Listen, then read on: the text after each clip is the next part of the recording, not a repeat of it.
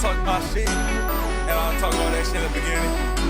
But I just want you to know niggas love, gang. Hey, let's go. JR took us to Pluto. Yeah, over young niggas' shoulder. Everything is colder, Minnesota. Smoking so much grain, now I'm Yoda. Hey, Money Squad, we here. Hey, ignore the voice today, man. I'm a little under the influence. Wait, no, not under the influence. I'm a little sick, under the weather, you know? Not even sick, though. I got a little mucus in my neck, you know? I've been taking my Mucinex and stuff, feel me? My tea. I've been drinking the tea, y'all. I was saying I gotta get better so I could keep giving you guys these banger content for sure. But now for real though, 4 missing persons. 4 missing persons. That one is alright. Hold up. Edit that out. 4 missing people or persons found alive on video. Last time I reacted to a video by Chillin', I think that's his name. Chillin' Scares, yeah. Last time I reacted to a video by Chillin' Scares, man, I see some crazy shit. So I already know how his videos be, man. Hey, let's get into it, man. No, don't tell me this. On May 8, 2021, a woman named MoeMoney Perales was driving down the Packer Drive Northeast Road alongside the Rogue River in Belmont, Michigan. She and her 2 roommates were on their way back after a night out, and they were all in a cheerful mood. However, their smiles quickly vanished as they stumbled onto a horrifying scene. At around 2:30 a.m., while driving near the Rogue Hollow Court, one of the passengers spotted a strange figure lurking by the side of the road. This encounter was extremely terrifying, but it also sparked the group's curiosity, and after some deliberation, they decided to turn around, and this is what they then came across. What the Stop. No, Stop. I'm not. No. Hell no. Yo, what the fuck? Facts.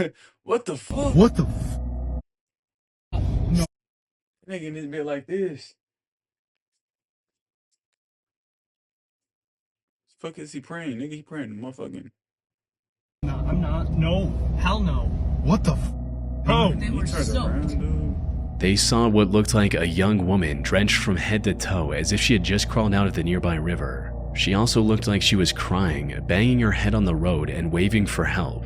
MoeMoney posted the video of this encounter on TikTok and it instantly went viral, leading people to come up with all sorts of far-fetched theories about ghosts, spirits, etc. However, as wild as the theories got, MoeMoney later posted several videos shutting them down and revealing what really happened.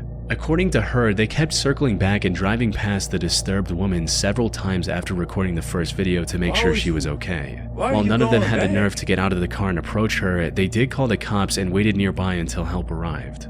The woman was then taken to a nearby hospital where she was treated for cold exposure. As it turns out, she somehow fell into the Rogue River on the east side.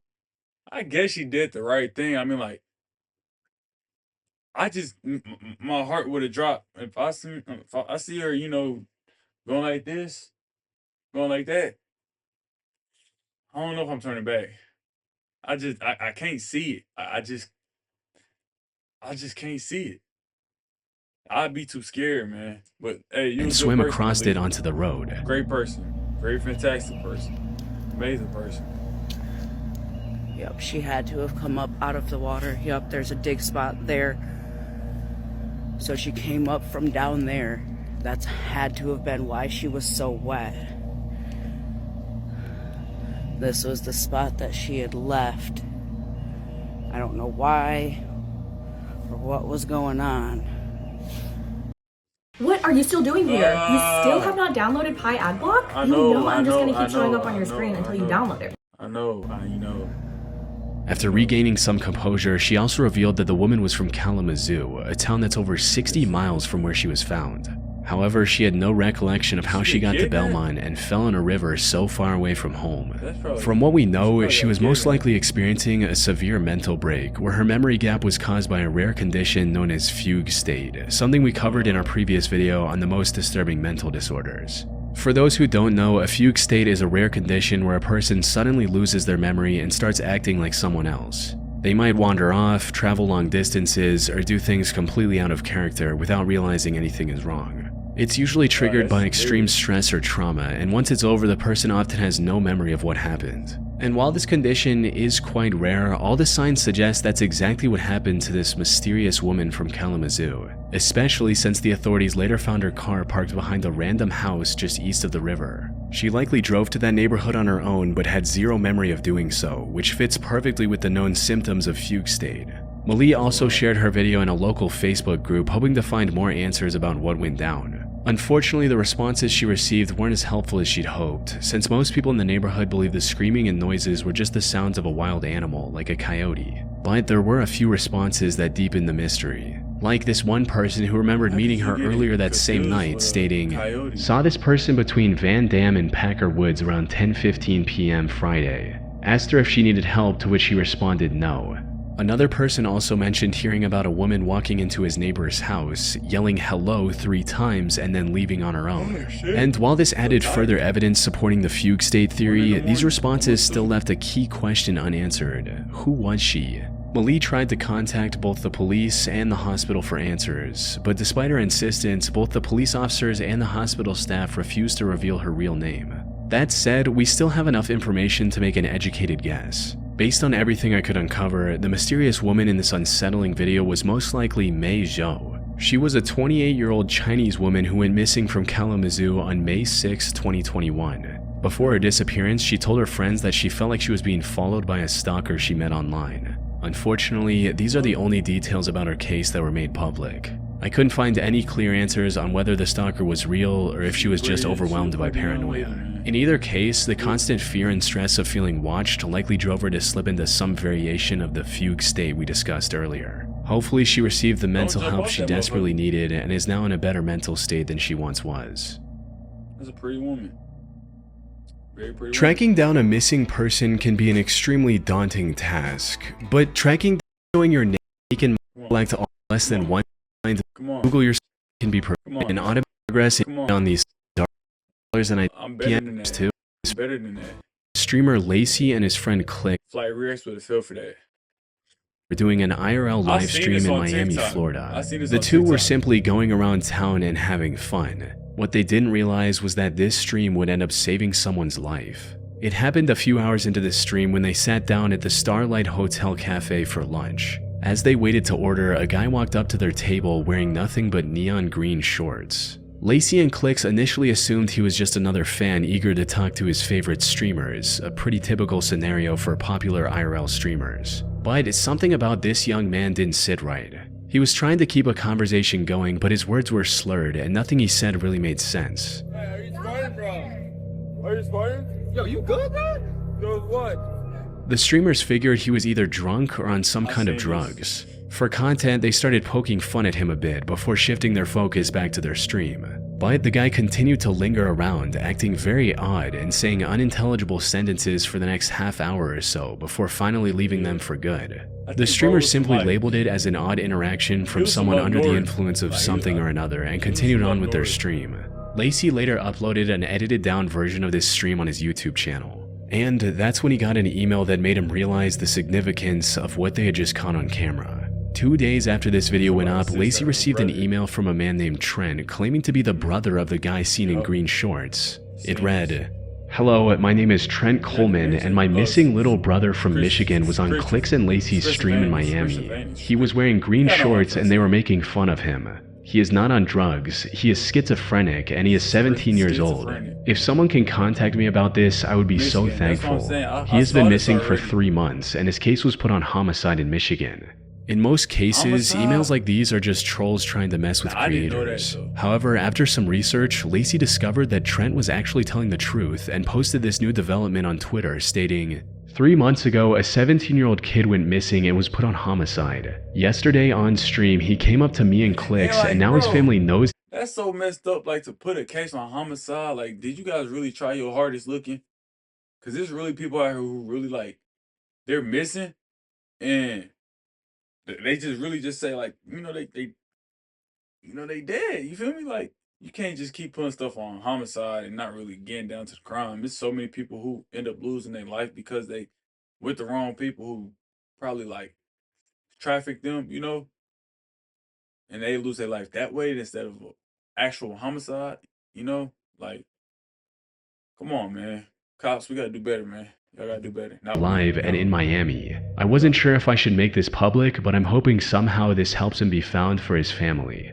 In a reply to his tweet, Lacey also attached an article that provided additional details about the case. Apparently, the teenager's name was Troy Coleman, and he had been missing from his home in Michigan since May of 2024. According to the article, Troy was last seen in Mount Morris Township around 9:30 a.m. on May 17th. In the 3 months since his disappearance, he had somehow traveled from Michigan all the way to Miami with no medication, no money, and no clear explanation of how he got there. This was extremely concerning considering Troy's lack of vital medication for his schizophrenia was known to cause serious hallucinations. His sudden reappearance only deepened the mystery. With no leads and no logical explanation, Michigan police were left so baffled that they even began investigating his case as a potential homicide. So, the fact that Troy randomly appeared on Lacey and Clix's stream and his brother just so happened to be watching that stream was nothing short of a miracle. But somehow the coincidences keep piling up, and what happened next made the whole situation even stranger.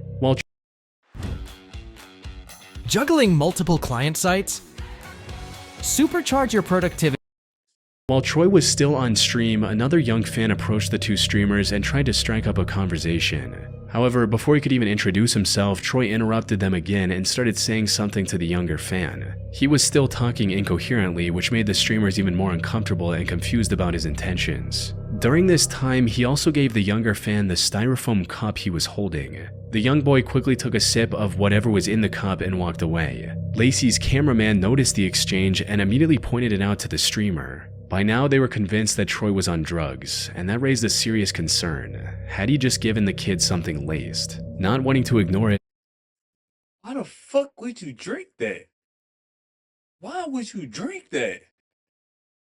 Oh, nothing against my guy Troy, man. I hope he, I hope his family got him, and I hope he's better. But to the kid, dog, that nigga coulda not washing his hand and try to dig in and got his motherfucking one of his pieces of hair out the cup. Probably got fucking dirt on his hand from 3 months ago when he was walking from Michigan and probably took the bus. Like, why would you drink that? You could end up in a hospital with some disease you ain't know existed because you know new diseases pop up on the planet every day. Why would you drink that? No, use your brain, he dude. decided to confront Troy, asking him directly what was in the cup. But to their surprise, Troy's answer was a lot more coherent than expected. He simply stated that it was just a soft drink from Beacon Hotel. What was in the drink? Kidding. What was in that drink? In the drink? Yeah. You gave it to Will. It was Coke from Beacon Hotel. Like Coca-Cola? Alright. Making sure. You gave it to the kids. I gave it to a kid. This coincidental interaction gave authorities the crucial lead they needed. Troy was, in fact, staying at the very hotel he had mentioned. From there, it didn't take long for investigators to track down Troy and reunite him with his family, who were overjoyed to have him back. In a later interview with People.com, Troy's father, Weston Coleman, shared even more heartbreaking details of what Troy went through. According to him, Troy actually wanted to visit Florida to find and meet celebrities. He did his research online and saved up as much money as he could before setting off. Troy made it to Atlanta by bus, but that's where things took a turn for the worst. During his stay in Atlanta, he was robbed of everything he had. Left with nothing, he traveled the rest of the way to Miami completely broke. Despite the hardship, his family was ultimately glad that he was still alive and well, with his father stating, "I'm just glad he's alive at this point and now can't believe we found him. We all feel a lot better and we thank everybody." From what I can find, Hey, I'm sorry for pausing again, but like, why are y'all robbing people y'all don't know? It don't make sense. Dude, get it out the mud like they had to get out the mud to get whatever that you're robbing them for. You got enough money to buy a gun, you got enough money to get anything else. Guns, almost $1,000 nowadays. He couldn't have more than $1,000 in his pocket.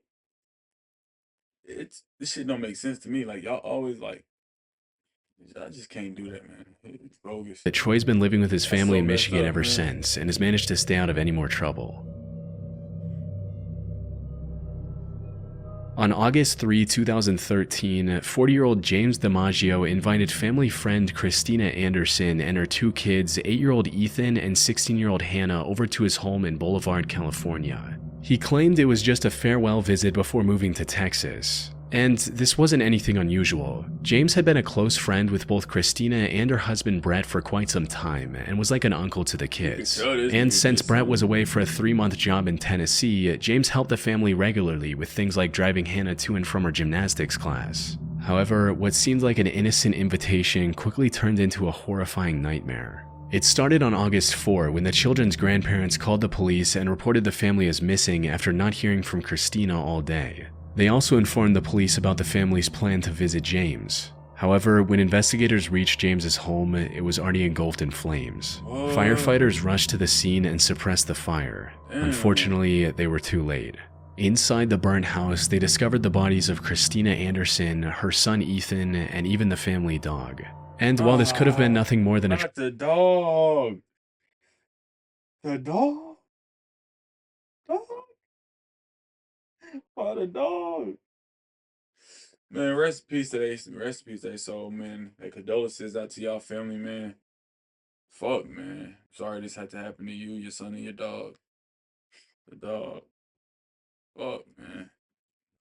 Rest in peace. accident, the reality was far more cruel. Later autopsy discovered severe injuries on Christina. These included signs of plastic cable ties around her ankle and arms, duct tape marks around her neck and mouth, multiple fractures in her right arm and both legs, a cut on her neck, and signs of at least 12 heavy strikes to the head. Her 8-year-old son Ethan also had multiple fractures throughout his body. However, despite the horrific scene, there were no signs of James or Hannah anywhere near the house. It didn't take long for investigators to connect the dots and realize that James DiMaggio was the mastermind behind this horrific crime.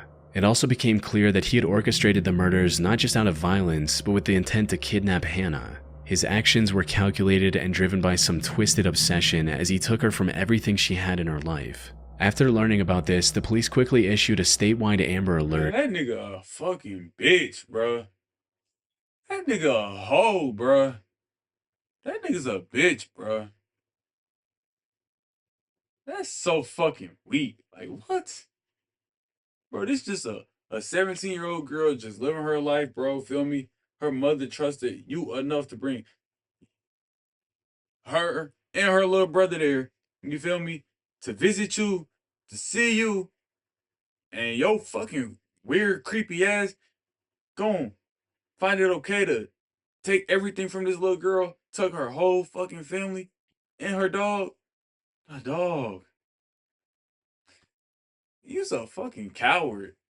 That's some Hopes of getting coward, any bro. information regarding James and missing Hannah's whereabouts. In the meantime, investigators also discovered security footage of James passing through the Border Patrol checkpoint in Pine Valley at around 10 p.m. This also prompted them to launch a massive manhunt spanning the entire Pacific coast from British Columbia to Baja California. However, despite the massive effort and the hundreds of man-hours put into the search, the manhunt turned up empty. Every lead seemed to result in a dead end, and the odds of successfully rescuing Hannah started to dwindle with every passing day. Things looked bleak. That is, until 3 days later when 2 horseback riders spotted a man and a girl while trekking through the remote wilderness of Cascade, Idaho. They had seen the broadcast of Hannah's disappearance on TV and instantly recognized the young girl and her captor. They reported the sighting to authorities, who instantly began investigating the area, and soon after they found James's car with its plates removed to avoid detection. However, it still took them 3 more days to track down the campsite James was hiding in. The FBI had set up a jet with a sophisticated long-range camera recording from thousands of feet above, which is what you're seeing now. This footage confirmed they had found the missing Hannah. On the 10th of August, the FBI took it upon itself to rescue Hannah and mobilized a tactical team for the mission. They kept eyes on James for some time, looking for the right moment to attack. However, he was sticking close to Hannah, which made it near impossible for the rescue team to make their move. Fortunately, after some time, James moved away to gather some firewood. And while he was completely oblivious, Hannah actually spotted a rescue helicopter and started waving for help.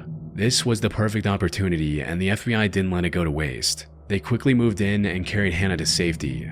After noticing the rescue mission, James took out one of the guns he had with him and fired at an officer. The rescue team then returned fire, resulting in him getting shot 6 times in the head, arms, and upper torso. Hannah was finally safe.